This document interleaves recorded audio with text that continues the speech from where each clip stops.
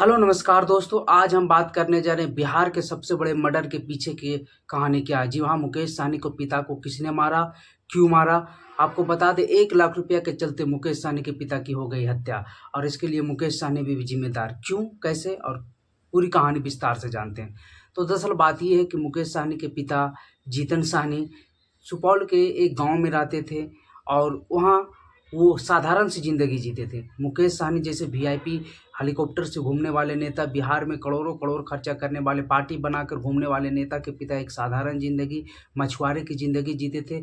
लेकिन वो अपने गाँव में सूद पर पैसा लगाते थे, सूदखोरी का काम करते थे। जैसे और आम लोग गाँवों में होता है और जानते हैं कि गाँव में जो सूद का पैसा लगता है, उसका ब्याज दर काफ़ी अधिक होता है।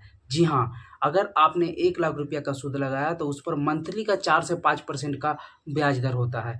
सरकार जो ब्याज दर सालाना लेती है 7 से 8% या 6%।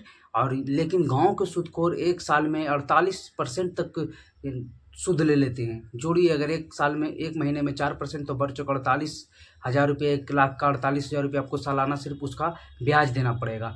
तो इस तरीके से गाँव में होता है और इसी काम को मुकेश सहनी के पिता जीतन सहनी करते थे अपने गाँव में।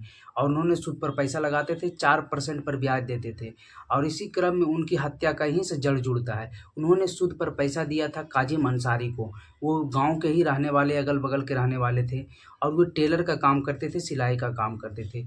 उन्होंने बिज़नेस खोला, बिज़नेस में घाटा लगा। उन्होंने 1 लाख रुपया जो है जीतन सहनी से पैसा सूद पर लिया और सूद पर लेने के बाद फिर से बिज़नेस में लगाया, लेकिन बिज़नेस चला नहीं और वो घाटे में चले गए।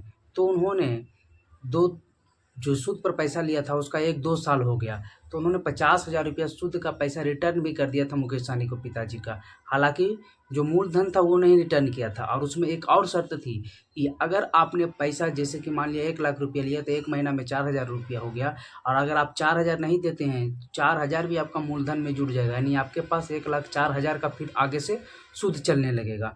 तो इसी क्रम में मुकेश सहनी के पिताजी ने उनसे पैसों को लेकर माँग-ताँग की और उन्होंने अनकही कह दी। उन्होंने कहा कि हम अपना जो मूल है वो हम वापस कर सकते हैं, लेकिन सूद का पैसा नहीं वापस कर सकते हैं और मैटर को रफ़ा-दफ़ा कर दिए। उन्होंने आग्रह किया, लेकिन मुकेश सहनी के पिता ने माना नहीं। उन्होंने पैसे को लेकर बातें कही। जब उन्होंने बातें नहीं मानी, तो जो काज़ी अंसारी था, उन्होंने मुकेश सहनी के पिता से मारने की दृष्टि से नहीं, बल्कि रात में उनसे जो कागज़ात, वो जो मुकेश सहनी के पिता जितने भी सूद पर पैसा देते थे, सबका कागज़ रखते थे और एक बक्से में बंद कर अपने रूम में रखते थे और घर में वो अकेले रहते थे।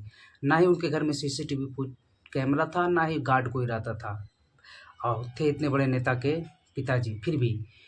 तो उन्होंने प्लान बनाया काज़ी अंसारी ने और उसके साथ 2-3 दोस्त और थे। उन्होंने रात में जाकर मुकेश सहनी के पिता के घर, जिसमें वो रहते थे, पिछवाड़े से पीछे की तरफ से जाकर गए और मुकेश सहनी के घर का जो सारा है अगल-बगल का ढूँढने लगे।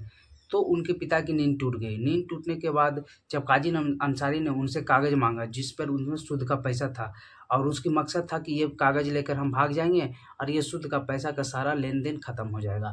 लेकिन मुकेश सहनी के पिताजी ने ये सब देने से इनकार कर दिया। उसके बाद दोनों में बकझक हुई, बातें हुई, फैटम-फैटी हुई और लड़ाई-झगड़ा शुरू हो गई।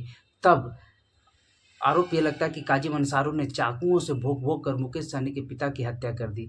जिसके बाद से ये मुकेश सहनी के पिता और उसके बाद ये जो काज़ी अंसारी और उनके साथी उस घर से भाग गए और जो बक्सा में कागज़ था, वो घर के पीछे एक कुआँ या तालाब था, उसमें ले जाकर फेंक दिए और मकसद था कि इसमें सारा कागज़ धुल जाएगा और पता किसी को नहीं चलेगा।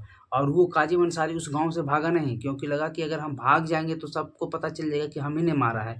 तो उन्होंने उस गाँव में बने रहा और शातिर से काम लिया, लगा कि किसी को पता नहीं चलेगा। लेकिन जब पुलिस ने जाँच-पड़ताल किया तो सीसीटीवी फुटेज मिली रात की। ये कहा जाने लगा कि रात में रैकिंग कर रहे थे जो काज़ी अंसारी और उनके लोग मुकेश सहनी के घर के पीछे। मुकेश सहनी के पिता के घर में कैमरा नहीं लगा हुआ था, पड़ोस के घर में कैमरा लगा हुआ था, उससे पता चला और पुलिस ने जो है पूरी तरह से इंक्वायरी कर इन दोनों को पकड़ा। फिर बाद में जिस रात हत्या हुई थी उसमें जो जीन्स शर्ट पहने हुआ था काज़ी अंसारी, उससे भी मँगाया गया। जब गिरफ्तार किया गया काज़ी अंसारी तो उसमें भी खून के दाग लगे हुए थे। इन सभी से उनके बारे में मतलब पता लगाया गया। पुलिस ने इस सभी सबूतों के आधार पर काज़ी अंसारी को अरेस्ट किया और उसके 2 जो साथी बचे हुए हैं उस पर भी गिरफ्तारी के तलवार लटक रहे हैं। जल्द ही उन लोगों को भी गिरफ्तार किया जाएगा। तो ये इतनी बड़ी घटना हो गई, इसको लेकर काफ़ी बवाल भी हुआ और इस पर होना भी चाहिए।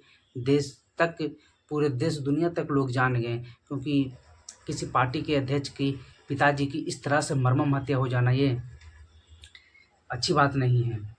लेकिन ये भी हम लोगों को स्वीकार करना हो कि गाँवों में जो इस प्रकार की सुदखोरी की व्यवस्था है, ये भी लोगों को लाचार कर देती है, इन सभी घटनाओं को अंजाम देने के लिए। तो इस पर भी कुछ सरकार को पहल करनी चाहिए। तो ऐसे ही वीडियो देखने के लिए हमारे चैनल पर बने रहें। वीडियो देखने के लिए